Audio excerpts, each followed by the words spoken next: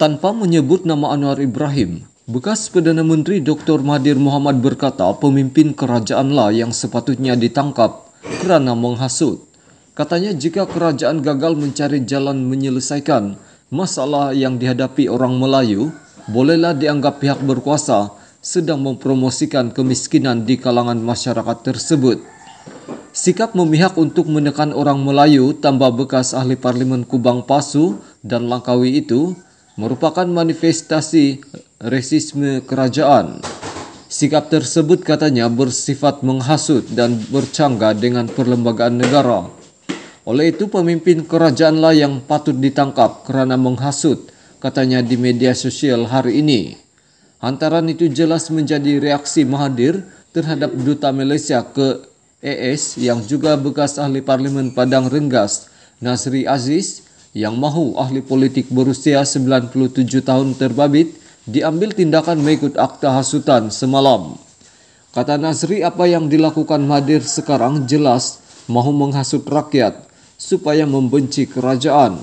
Kerajaan tidak perlu takut untuk mengambil tindakan terhadap Mahathir walaupun dia bekas Perdana Menteri.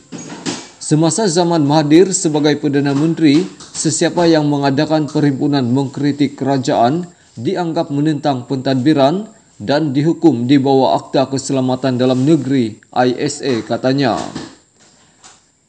Tak halang demonstrasi. Menurut Mahathir, kerajaan sekarang bersalah kerana membatalkan beberapa tempahan lokasi program Himpunan Proklamasi Orang Melayu bagi melancarkan pengisytiharan mengenai isu yang dihadapi orang Melayu.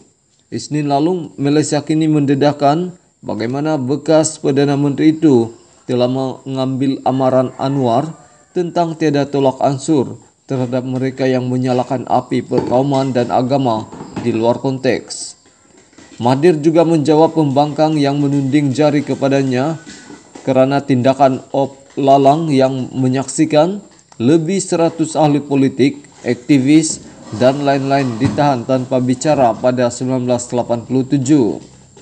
Walaupun alasan rasmi langkah itu adalah untuk mengelakkan ketegangan kaum daripada meningkat, pengkritik Mahathir mendakwa dia menggunakan Akta Keselamatan Dalam Negeri ISA yang zalim untuk menyekat perbezaan pendapat.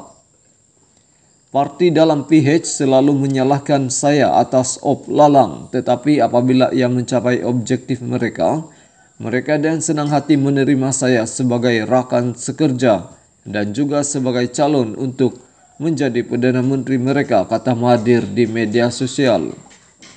Sebagaimana biasa, Mahathir mengulangi penegasan bahawa bukan dia yang mengarahkan penahanan beramai-ramai dalam Op Lalang kira-kira 36 tahun lalu, walaupun dia merupakan Perdana Menteri ketika itu. Dalam usaha untuk mempamerkan kepimpinannya yang dikatakan bertolak ansur, Mahathir mengimbau bagaimana dia memecat Anwar sebagai timbalan Perdana Menteri pada 1998, namun tidak menghalang demonstrasi diadakan. Semasa saya menjadi Perdana Menteri keempat, Anwar mengadakan demonstrasi mingguan. Saya tidak menghalangnya, kata bekas ahli Parlimen Kubang Pasu itu.